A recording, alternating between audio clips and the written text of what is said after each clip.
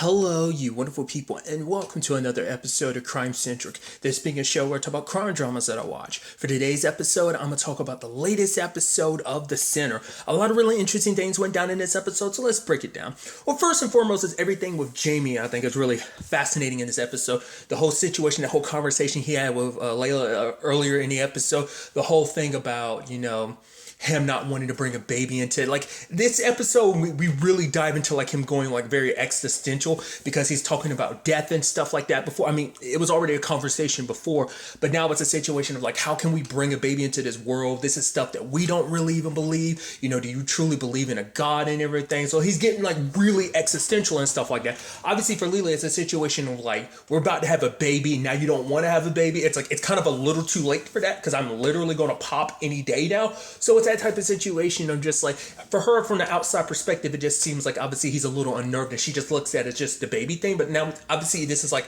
a bigger thing because it's like whatever it is that him and Nick were into, like this seems to be a byproduct of it. It seems like that Nick situation kind of like, it doesn't seem like Jamie was always like this. Like for the past couple years, whenever he distanced himself from Nick, he had this and it was buried. But Nick coming back into his life, he was already on shaky foundation the moment he wanted to meet up with Nick, but meeting up with Nick completely kind of cracked that foundation even more. And subsequently, since the accident, it's broken, and now he's kind of free falling, and he's trying to grasp on it to anything.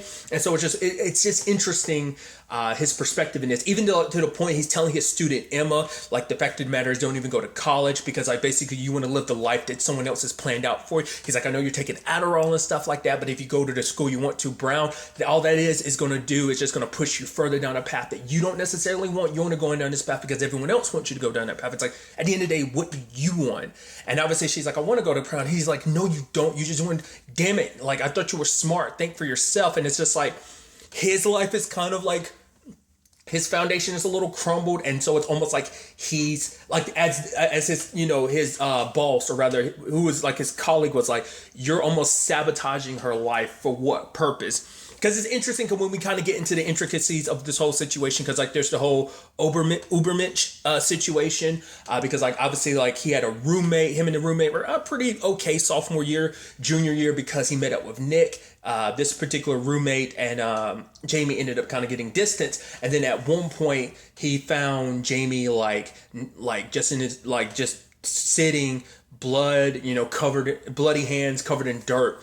And so it's like, okay, so what the hell is that all about? And the moment he touched him, Jamie kind of snapped and attacked him. So it's like, okay, so what's that all about? Well, because we end up learning from like the professor where Nick and Jamie kind of got this ubermensch.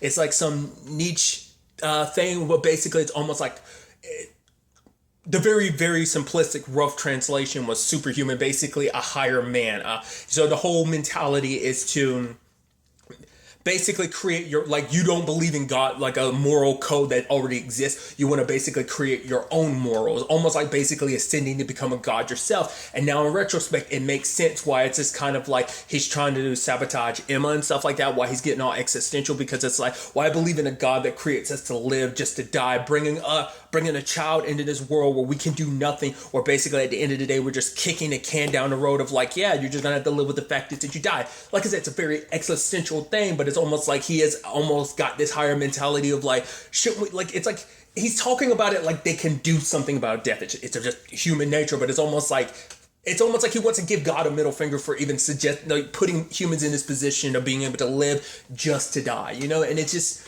it's really out there, his way of thinking. I mean, to be fair, like you see what philosophy that it kind of gets built from, but like the professor was like, these particular thoughts, it's just kind of like there's give and take with it, because it's like, once again, this is actually where you stare into the abyss and then the abyss stares back into you kind of comes from. And he says like, kind of along these lines is kind of where Hitler got his whole idea of just the mass genocide that he got. So it's like, there's give and take with this of like, yeah, if you can reach that lane of just kind of pushing fear aside, then you kind of reach this higher level. But you can veer off into the direction like Hitler did.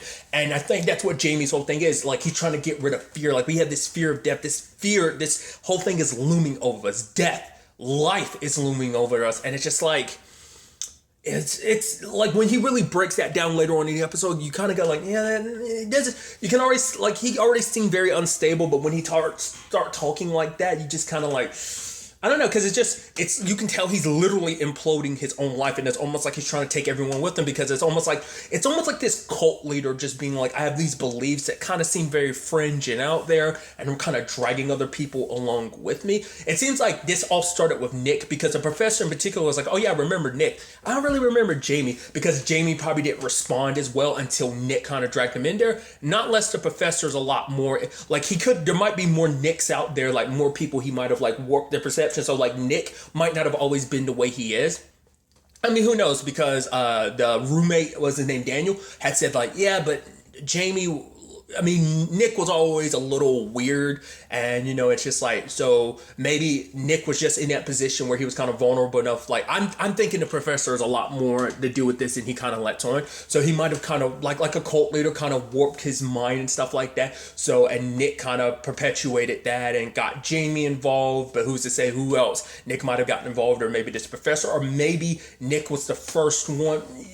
That's when my mind starts kind of wondering off in this situation, because obviously it's like this, because like there's this weirdness about Jamie, because for one, like when Leela's friend comes over and it's like, wait, you called him before you called me? Like, I'm your husband. This is our baby. Like, he kind of took offense to it. And it's almost like this egotistical almost God complex he's getting, where it's just like, no, call me for, I get it, but it's just like he's taken such offense to it that I just find it fascinating. And then later on when the guy's like holding his baby, it's like, no, give me my baby. That's my baby. Get your hands. So I'm like, I don't know if it's just because of the whole Nick being in his head thing, or whether it's more, because it's a thing of like he's holding the baby and he's kind of afraid to just leave the baby alone, because like, what if the baby starts breathing? Which, I mean, I get it. Like I have a younger niece, my youngest niece. I kind of experienced that, where you just kind of like, you have to check them, like, all right, you're still breathing, like that paranoia. I get it. But everything on top of it, obviously it seems like obviously there's more to it, this whole situation. And even that moment later on when he's holding the baby, and then Nick was like, give it to me. So it's like, he's like, no, I don't want to. And he hands the baby over to Nick, and I start wondering, like, I started thinking, because it's something I had skipped over, but when Jamie was beside Leela when she's giving birth, he's thinking about, the sound he keeps hearing in his head is when Nick was digging up that hole. But then when we look, like, Jamie was with him, but then in Jamie's hand was like some kind of like tubing. And obviously, like, Bill got a whole, not Bill, Bill Pullman. Harry ended up getting a picture from Daniel, which there's part of me that's like, I think that's interesting that you still held on to that picture all these years. I don't know. Maybe there's more to that. And even him being so quick to be like, if you need me to testify against his character, I'm there. I'm like, I don't know. It seems weird. Like, why would you hold on to something specific like that? He's like, maybe, I don't know. Maybe you figured but all these years later, why would you hold on to something like that? I think that's kind of weird. But nevertheless, Harry noticed there was something in his hand that he was holding, and I think it's kind of a similar thing. It's tubing, because I think, once again, to kind of get rid of fear, the whole point is to kind of put yourself near death. It's kind of prove that you're alive. But I guess that's what was my thought. Like, they were kind of adrenaline junkies, that they were trying to feel alive and stuff like that, so they were putting themselves close to the edge. Like I said, kind of like some flatliners thing, but there still kind of is some truth to that can still kind of apply to this, because when Jamie stepped out, but he kind of stepped back when he was going to let the buzz hit him. The thing is, I think the whole point is to try and get rid of that fear, but he still showed that he had that fear. And I think what they're doing is, the whole point was Nick was going to bury Jamie. And I kind of thought that last time, but I think this kind of solidifies it. Like, he's going to bury Jamie, and Jamie was going to, have the tube to breathe and, see whether he could handle it or not. Maybe that's the thought, maybe not. Like, they put themselves so close to death, where they, once again, you're supposed to kind of ascend your fear. So that's what I think that is. And obviously, Jamie's in conflict with himself, just because it's like there's some part of Nick still in his head kind of pushing him, whether it's like his subconscious that's, this darker side of his subconscious that's pushing him to do stuff, and it just happens to manifest itself as Nick because Nick played that role for him. But the fact of the matter is, Nick was like crumpling up the baby and stuff like that, and Jamie was like, take the baby to his wife, just because he was scared that I might do something.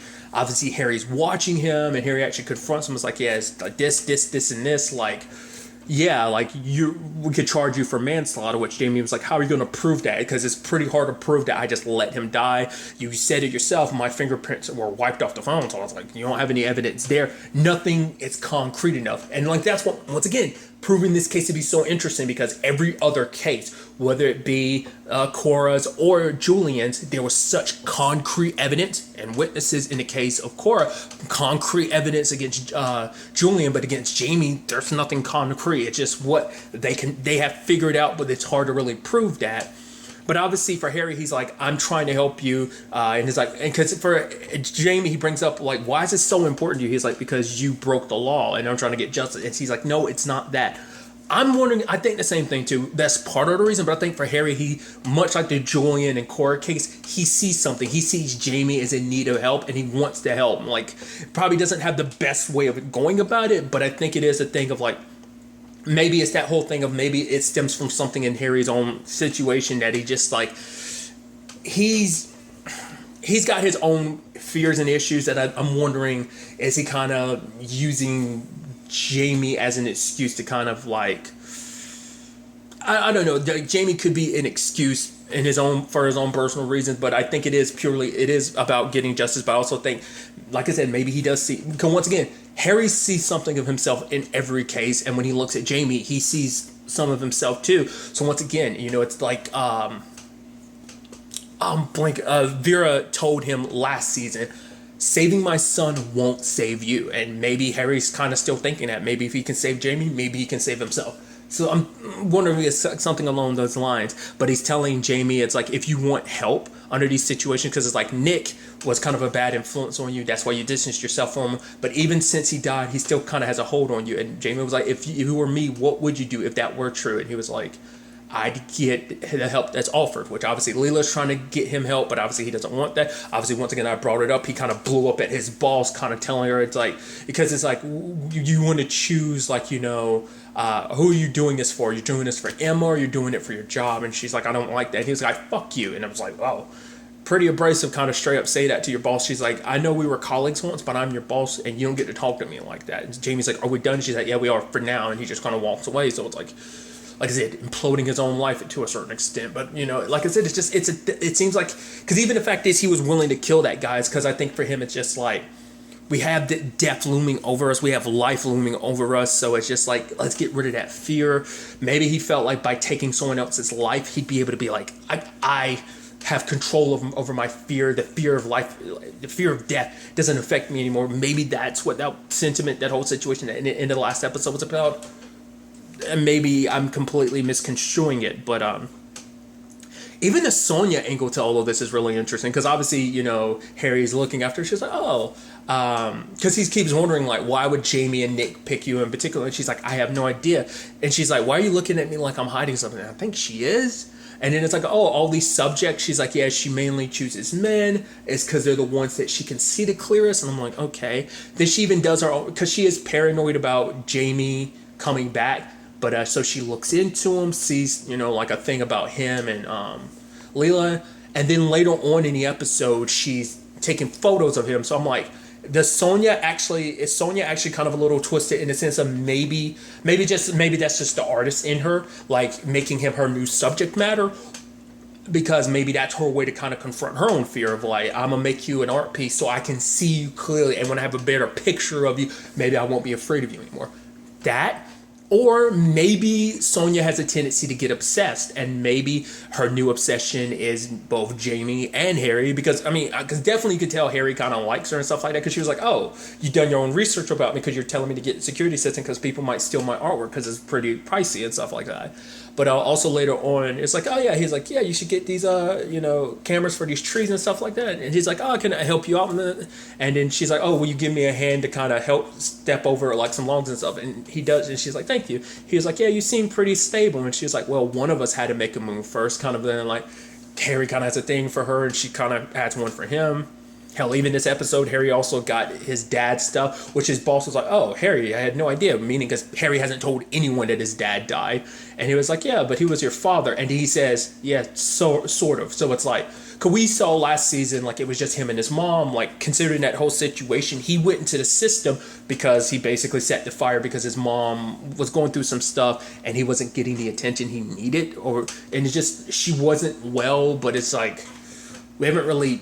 Obviously, we dived into that, but not to the fullest extent. And now it seems like he has issues with his dad because maybe his dad ended up leaving because, he was a veteran and maybe he had his own issues. So it seems like Harry's kind of screwed on both fronts because it seems like his dad had issues. It seems like his mom had issues, like mental issues. So it's like, it seems like that's kind of come to, like in a sense that his might not necessarily be mental, but Harry's just not the most coordinated human being in a sense of, which I'm not trying to judge. I'm not the most coordinated human being either because I'm weird, I'm awkward, and Harry has that same thing too.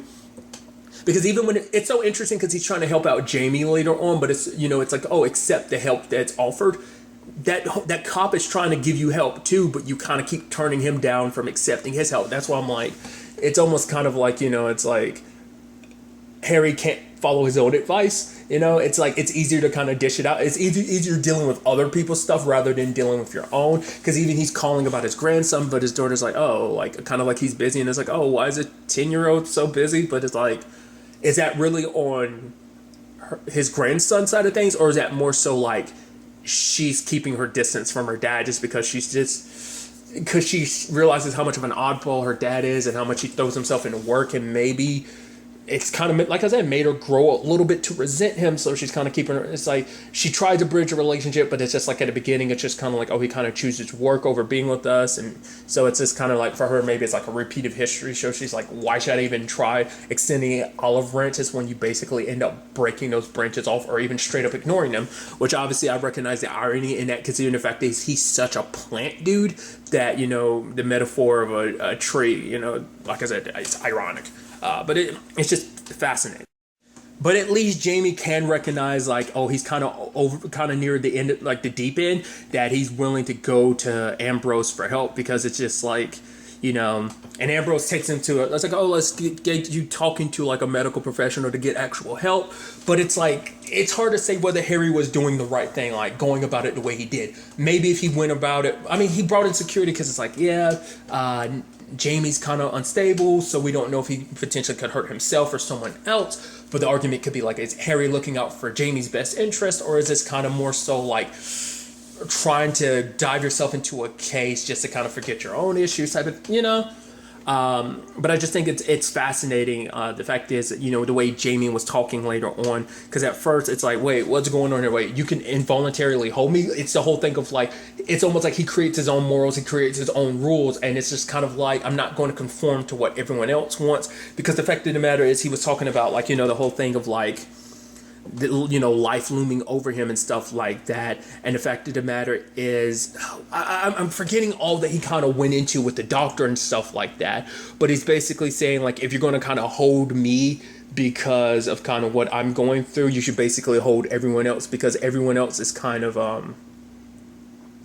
it was the impulse of like when you're holding a baby, realizing there's a part of your brain that was kind of thinking like, I could easily just drop a child, and the fact is that's even something he's almost saying like that's kind of like that, almost that intrusive thought. It's like there's a part of you that thinks like that, and he's like, the fact is, shouldn't we all be arrested? Because the fact is, there is a part of our brain, it's like that fear kind of molds over in our minds, and we're even thinking about it, that the fact of the matter is it could be done so easily, that we could,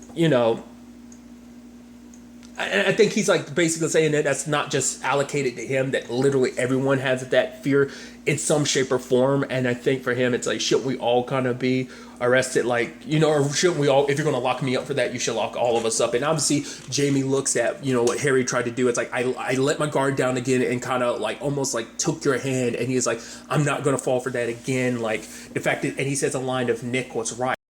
It makes you wonder, is it going to be kind of like almost like dissociative personality disorder type of situation that's kind of manifested itself in the form of Nick?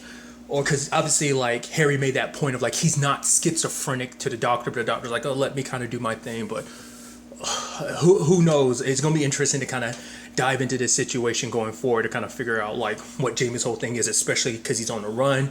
Harry's like, we got to kind of track him down because he's so unstable right now. Who knows if he might hurt someone else or maybe even himself. But it's going to be very interesting to see where all this ends up taking us ultimately going forward into the next episode.